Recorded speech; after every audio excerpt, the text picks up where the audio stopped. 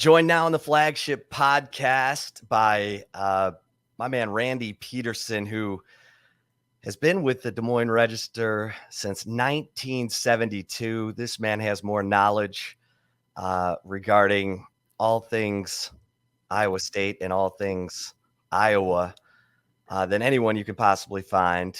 One of the best writers, reporters, columnists, informed analysis. I think Randy is what you have on your Twitter bio at Randy Pete. How you doing? I'm doing well. How about you? You I know, hear you've got some stuff going on down there. well, I'll tell you what, it's never dull Yeah. with these Longhorns. You think you know them for 3 quarters, and then the fourth quarter turns into a bit of a cliff drop. But let's talk about. There's a lot I want to talk to you about with regard to Iowa State, including the fact that you covered Texas's former coach, Tom Herman, when he was up there at Iowa State. A lot of guys have come through Ames, and now, of course, you've got Matt Campbell there. When you look at the sequence of coaches you've covered at Iowa State, is Campbell clearly at the top? Who would be second?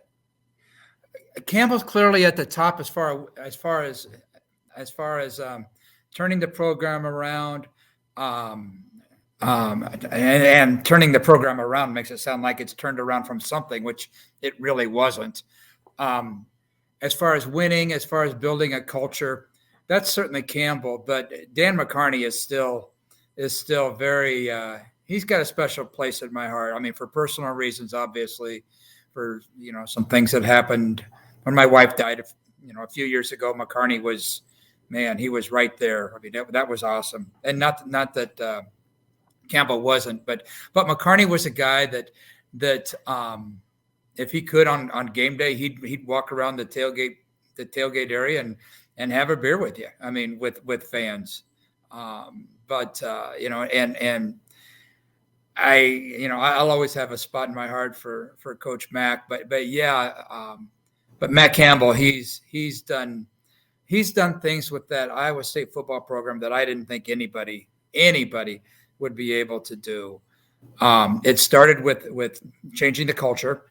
I can't remember a kid since he's taken the job in 2016 that's been in any kind of mischief with the law, for example. Not that it was a huge deal before Campbell got to Ames, but that's just the kind of culture. I mean, his players, a lot of the players are yes sir, no sir when they're doing interviews, which is sometimes annoying, but that's okay. I mean, Brock Purdy and Breece Hall, especially, but and the fact that they're winning, or most of the time they're winning, is 5-3. 5-3. Yeah, that's good. Yeah, okay. But when they lose, it's head scratching losses. But nonetheless, Matt Campbell's right is right on top, and it's one of those things that, and you know this better than anybody. It's one of those things that I don't know, at the end of the season or towards the end of the season, we start keeping our eye out for jobs that are open, and what, or I do at least, and what jobs I think would fit Matt Campbell. So, and we'll get into all of the football machinations and where those head-scratching losses turned into head-scratching losses. But Jamie Pollard, the athletic director at Iowa State, great hire, obviously. He's the one who found Matt Campbell at Toledo, brought him to Ames, and now he's got a new basketball coach, TJ Otzelberger, who has been in Ames with Fred Hoiberg, with Steve Prohm. Why is Jamie Pollard? Talk about the job he's done there and why he's been an effective athletic director. He's made good hires. I mean, that's where it starts. I mean, for the most part, he has.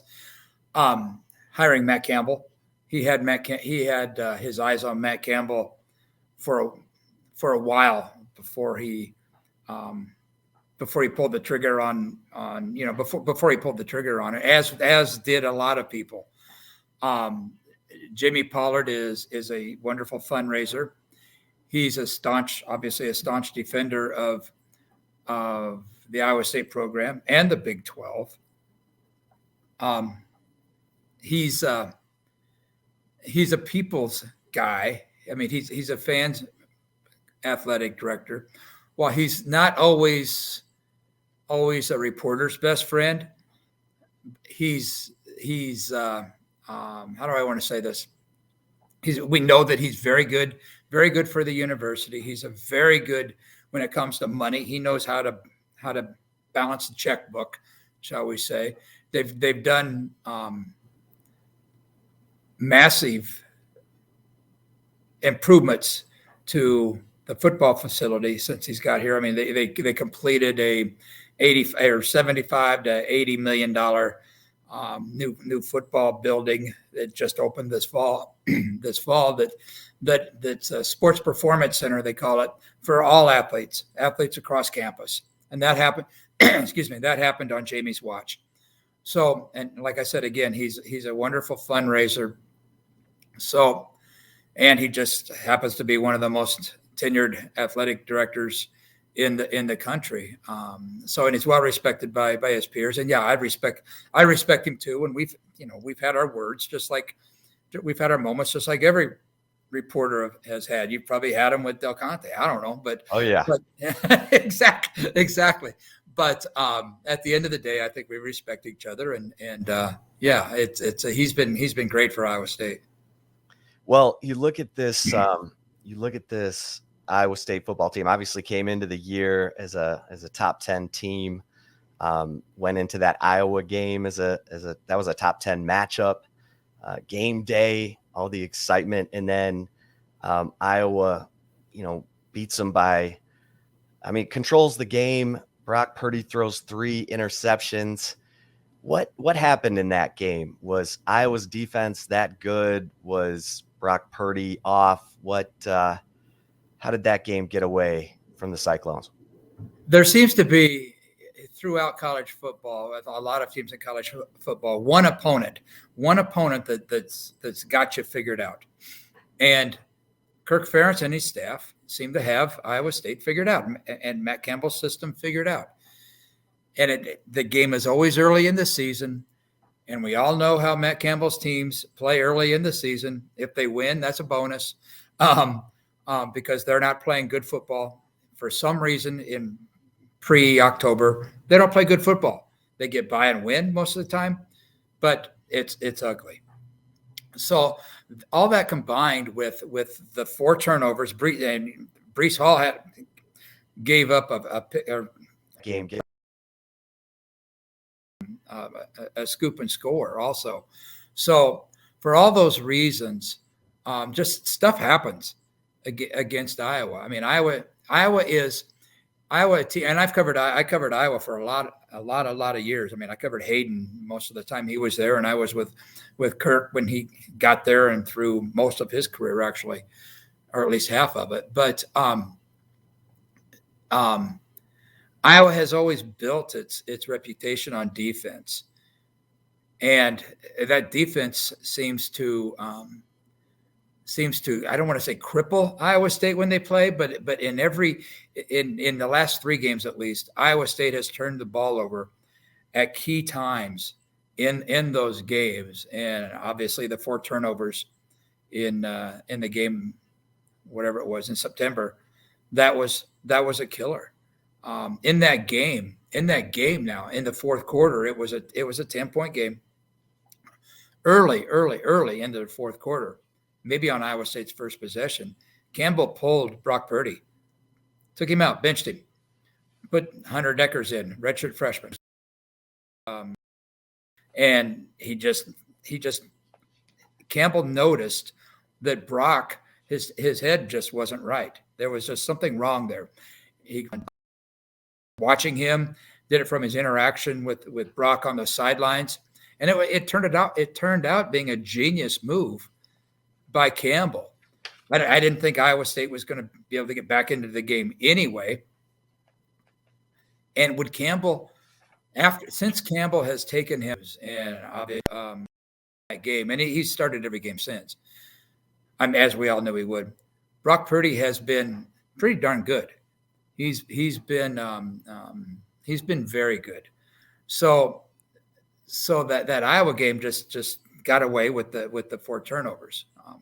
And Iowa was good at that time, and now we've seen that they've kind of I don't want to say come back to reality, but they've lost a couple of games. So yeah, it's there's this dynamic there when the Cyclones play the Hawkeyes. Well, and then there was the game in Waco, and now we know Baylor is a pretty complete football team in year 2 under Dave Aranda. But at that time, that was a shocker. And Baylor got out to a good lead or a good start, and then Iowa State started working its way back. How did that one get away? They had Iowa State's defense played poorly in the first half of that game. And I'm not saying Iowa State didn't respect Baylor, but I think Iowa State was in this much the same situation as I was. It was a first conference game. We hadn't seen Baylor this year. We'd heard they were going to be halfway decent, but you can't go on anything that happened in 2020. So I was excited. I was interested to see that game, and my gosh, Baylor was a lot better than what I expected. The quarterback was the type of quarterback that Iowa State has trouble with, like a lot of teams do, a runner and a thrower.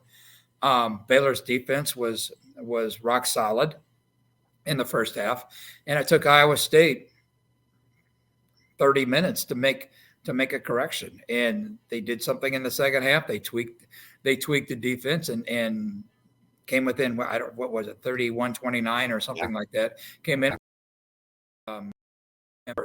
in that game, but it was Iowa State's patented slow start.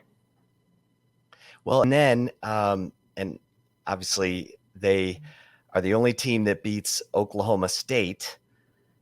Give me your thoughts. Sure. Like Iowa State was getting right with the win over Oklahoma State. Yeah, and that was a very good game. I mean, everybody knew that was one of the games that was circled on everybody's calendar, assuming that Iowa State was the top 10 team that we thought it was. Circled the Oklahoma State game, circled the Texas game coming up this Saturday, circled the OU game, and Iowa State players were that game was in October, and Iowa State never loses in October, so it seems. Brock Purdy, they call it Brocktober around here. For all the right purposes. It's kind of cute. They've got T-shirts. I think those T-shirts will say something else on the front of them on Saturday. But yeah, and Iowa State played well, and it was one of those games where everything clicked for the Cyclones.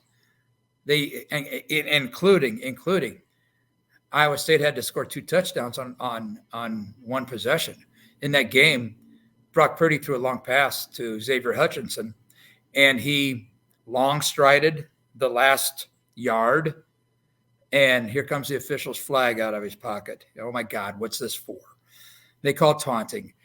Campbell went off on the sidelines, but not as bad as we've seen him do it before, but on everybody's calendar. I don't know whether he had a talking to it by somebody from the Big 12 or whatever after the Oregon game last year. I mean, when Campbell ran onto the field and protested a call, but he's been somewhat subdued on the sidelines this year. At least he's not run onto the field this year. But he could barely restrain himself there. They call taunting. And I guess by the rule of if you change your stride, it's showing up your opponent. And he changed. You can watch the replay. Xavier Hutchinson changed his stride going from the 1 yard line, crossing the goal line. He changed his stride. Big whip. He's not trying to, there was no Oklahoma State player within 15 yards of him. But anyway, they threw the flag, nullified the touchdown. It's third or fourth down, whatever it is.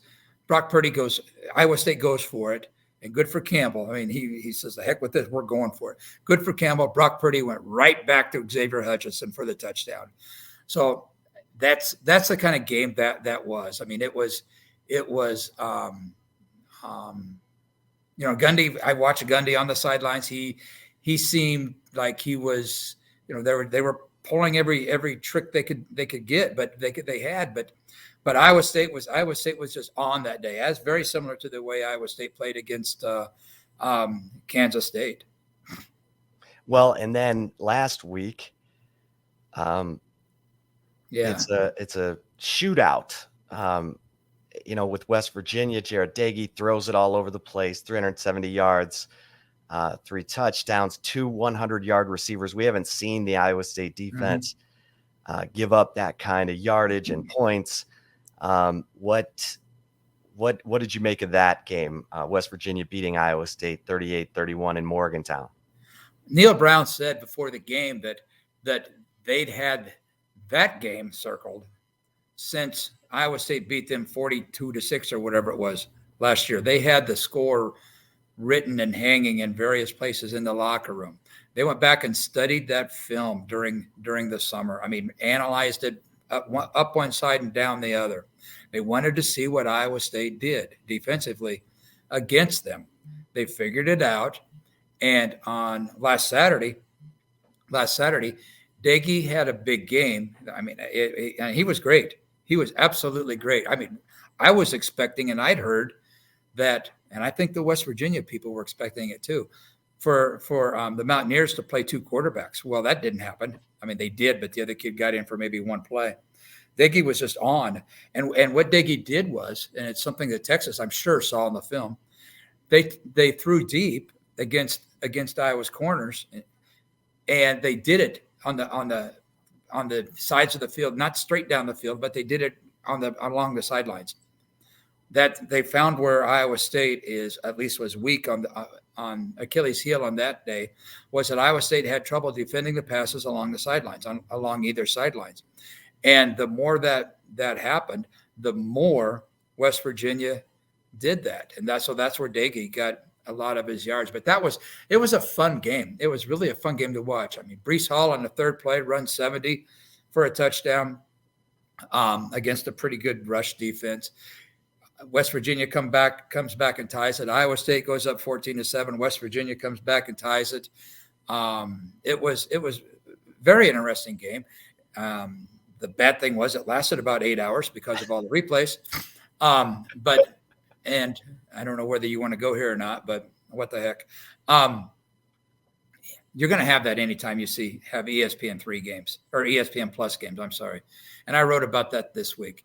There were only 3 camera angles available for that game. Whereas most games you've got double-digit camera angles, and usually on one play of the camera angles, there was just one angle that wasn't showing a referee or a player's butt.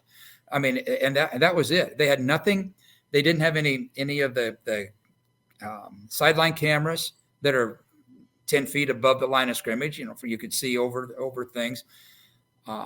It was, and I'm not saying that's why Iowa State lost. Iowa State played horrendous defense in the first half and part of the second half.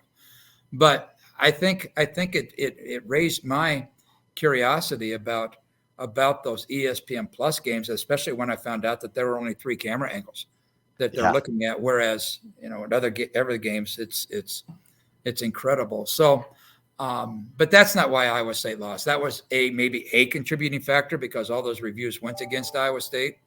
But Iowa State that doesn't take away the fact that Iowa State's only had 3 first downs in the first half, and 2 of those were on Breece Hall's 70-yard run and Purdy's 68-yard touchdown pass to Tariq Milton. Iowa State just played poorly that game. Let's take a quick break with Randy Peterson of the Des Moines Register talking about the Texas-Iowa State game in Ames Saturday night, 6:30 on FS1. We'll be right back. And if you're watching us on the Horns 24/7 YouTube channel, we'll roll on. Randy, when you look at this Iowa State team, Breece Hall is now the Big 12's leading rusher ahead of Texas's Bijan Robinson, who got stoned. Stuffed by Baylor, 43 yards on 17 carries. And so we're going to see the top two running backs in the Big 12. How would you characterize Breece Hall's season? Breece Hall started slow. He was hurt. He had some sort of lower leg injury, quote unquote, during the end of fall. So he started very slow. He had, I think it was 60 yards, something like 60 yards against Northern Iowa, 60 yards against Iowa, something along those lines. And we could tell that he wasn't himself. He wasn't cutting sharply. He wasn't shaking tacklers. He certainly wasn't outrunning. I mean, I saw Northern Iowa players, and Northern Iowa's got a very good 1AA program. Yes, I still call it 1AA. 1AA program. But they had a couple times where their players were chasing him down from behind, and I'd never seen that before. Never. And so we finally found out that Breece had been hurt, and he was still not 100%. But since about the third or fourth game of the year, Iowa State played at Las Vegas, and Breece had 100 yards in just more than a half, and then Iowa State won that game like 275 to nothing. I don't know what score it was. It was bad. And so, I mean, the starters didn't play in the second half, but I could see Breece right during that game starting to get some of his acceleration back. He was running mad. He was running aggressive. He was outrunning opponents. And ever since that game, he's been improving. And I'm saying right now, he's as good a Breece Hall as I've seen in his career. Not only running the ball, but also coming out of the backfield. So he's playing in what I would say is the best he's played throughout his career. Yeah, and we talked about Brock Purdy earlier, Xavier Hutchinson and Tariq Milton. We know about Charlie Kolar and the tight ends still there at Iowa State. Seems like I'm going back to Ames for the sixth time with Charlie Kolar on the Cyclones roster. Yeah. But just talk about Xavier Hutchinson and Tariq Milton in that Iowa State passing game. Xavier Hutchinson has been the guy. I mean, Tariq Milton, he's got potential, but he's been banged up, and he just caught his first touchdown pass last week in the West Virginia game. But Xavier Hutchinson has been the deep threat, and my gosh, he's made some wonderful catches. He runs great routes. He's got a chemistry with the quarterback, with Brock, that people talk about all the time, that it's like you're reading each other's minds. And that's the way it has to be. I'm sure Ellinger had that same rapport with some of his receivers. Been around, he was around those guys for a few years. But when Brock's running around the backfield being chased, it seems like Xavier Hutchinson knows exactly where to go. And it's not always where you think, not always right out there in the middle of the field in the open area. He sometimes just breaks to the corner of the end zone, and Brock somehow sees him out of the corner of his eye and lets it go. I haven't seen an Iowa State receiver in a long time as good as Xavier Hutchinson is on the toe tap, on the sidelines, catching the ball just before going out of bounds. So yeah, he's made himself into certainly a third, at the worst, a third day or a second day draft choice in the NFL. He certainly is I would say contending for an all Big 12 receiver position as well. This kid's good, and more importantly, Brock Purdy has confidence in him. When you look at the Iowa State defense, I mean, so many returning starters and key players. Mike Rose, you got Eisworth and Will Mcdonald. Talk about that Iowa State defense where Will Mcdonald, I mean, the guy, tied for the nation's lead in sacks last year with 10.5. He's already got 7.5 this year. Let's start with Will Mcdonald.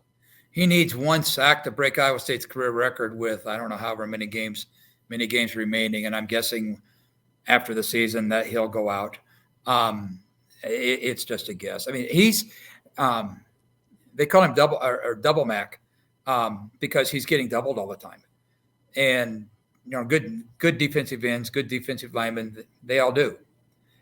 He sheds those double teams, and he's certainly if he's not sacking a quarterback, the quarterback knows that he's there. Interestingly, Campbell was recruiting him a while back, a few years ago, and was watching video with his football coach, and they were watching Will Mcdonald play a basketball game.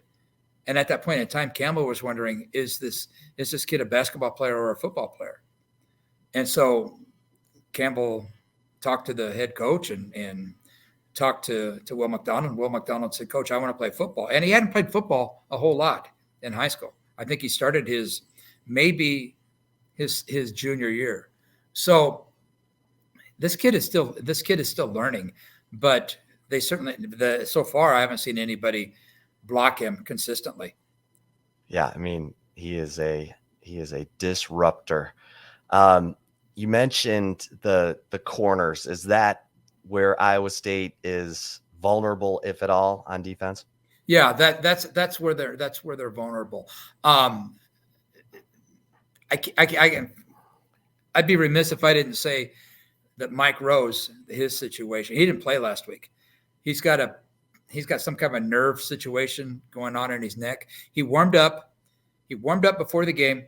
I mean, he was on the field doing toe touches and all that stuff that they do and going through the drills with the linebackers, because he was the Big 12 Defensive Player of the Year last year. He's a preseason All-American, a certain draft pick after this season. He didn't play last week because of that nerve thing. Iowa State missed him big time. They missed him immensely. I think he's going to play this week.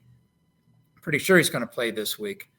But all he did last week was just watched. But he's the glue that holds that defense together. If somebody's not in the right spot at the time of the snap, he'll get him lined up correctly. If there's a cornerback or a safety that's not lined up correctly, he'll get him. He'll do his best to get them lined up. They missed him not only from a run standpoint or a short pass standpoint, but from a all around defensive standpoint. Now the corners, they got torched a few times, and like I said, that West Virginia did it with passes along the sidelines, and West Virginia receivers made wonderful catches of passes that only the receivers could catch. I mean, those passes were so pinpoint. Diggy, I talked to people who seen him play a lot, and they had never seen him play like that before. So yeah, the corners were a bit out of their zone on that day. And open field tackling also left something to be desired, which that could come into effect Saturday with Bijan. He could, I know he's probably, I've heard that he's had trouble getting.